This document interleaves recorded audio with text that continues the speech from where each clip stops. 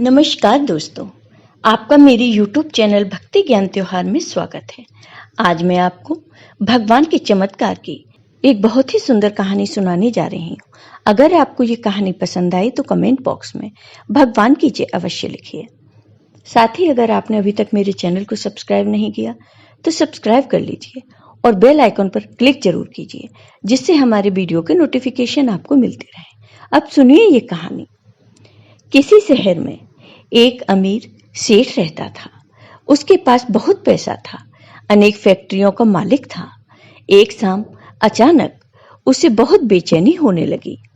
उसने डॉक्टर को बुलाया और अपनी जांच करवाई, पर कुछ भी नहीं निकला। उसकी बेचैनी बढ़ती गई और उसे समझ नहीं आ रहा था कि उसके साथ क्या हो रहा है। रात हुई, नींद की गोलियां भी खा ली, पर नींद नहीं आ रही थी और न ही उसकी बेचैनी कम हो रही थी। वह रात को उठकर 3 बजे घर के बगीचे में घूमने लगा और घूमते घूमते उसे लगा कि बाहर थोड़ा सुकून है, इसलिए बाहर सड़क पर पैदल निकल पड़ा। चलते चलते हजारों विचार मन में चल रहे थे और वह घर से बहुत दूर निकल आया था और थकान की वजह से वह एक बेंच पर बैठ गया।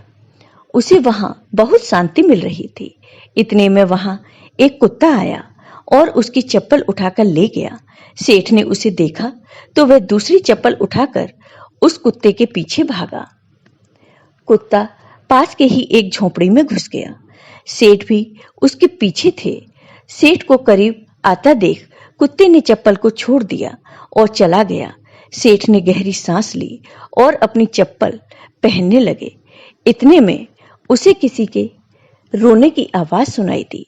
वह और करीब गए तो उसे एक झोपड़ी में से किसी की आवाज आ रही थी। उसने झोपड़ी के फटे हुए बोरे में झांककर देखा तो वहां एक औरत फटी मैली सी चादर पहने दिखाई दी। चादर पहने दीवार से सटकर रो रही थी और बोल रही थी, हे भगवान, मेरी मदद करो। सेठ के मन में आया कि यहां से चले जाऊं, कहीं लोग उसे गलत न समझें।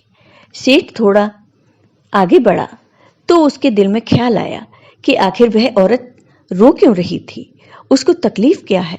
उसने अपनी दिल की बात सुनी और झोपड़ी में जाकर दरवाजा खटखटाया। उस औरत ने दरवाजा खोला और सेठ को देखकर घबरा गई। तो सेठ ने हाथ जोड़कर कहा, घबराओ मत बहन, मुझे तो सिर्फ यह जानना है कि तुम रो क्यों रही हो।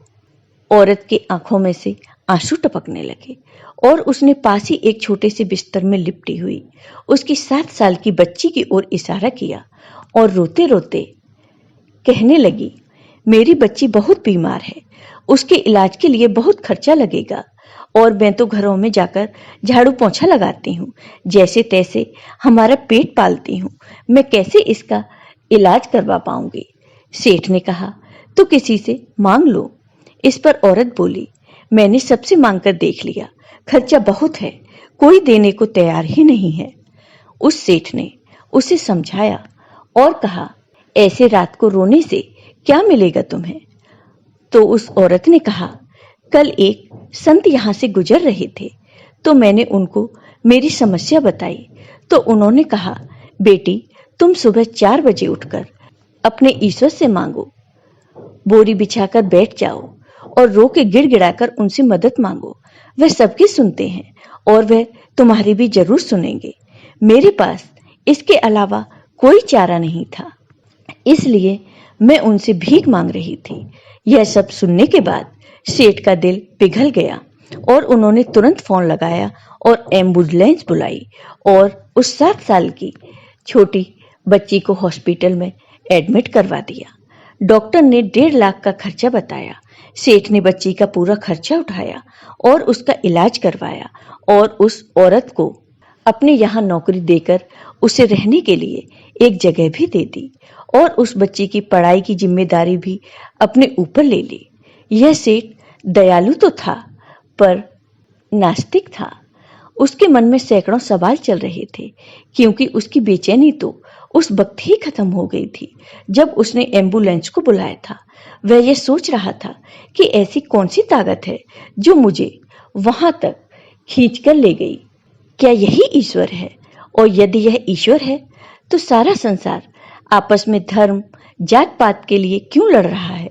क्योंकि न मैंने उस औरत की जात पूछी और न ईश्वर ने जात पात देखी।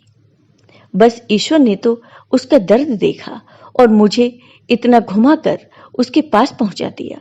अब सेठ समझ चुका था कि कर्म के साथ सेवा भी बहुत जरूरी है, क्योंकि इतना सुकून उसे जिंदगी में पहले कभी नहीं मिला। और वह बच्ची बिल्कुल ठीक हो गई। फिर उसकी माँ और बच्ची ने उस सेठ को बहुत धन्यवाद दिया और ऐसा देखकर सेठ जी बहुत खुश हुए और उनका भगवान पर विश्वास बढ़ गया। अब सेठ जी भगवान की रोज पूजा करने लगे और उन्हें बहुत मानने लगे। जय हो भगवान की। आपको ये वीडियो पसंद आया हो तो कमेंट बॉक्स में कमेंट करके जरूर बताइए। साथ ही मेरे वीडियो को ज़्यादा से ज़्यादा शेयर करिए। धन्यवाद दोस्तों।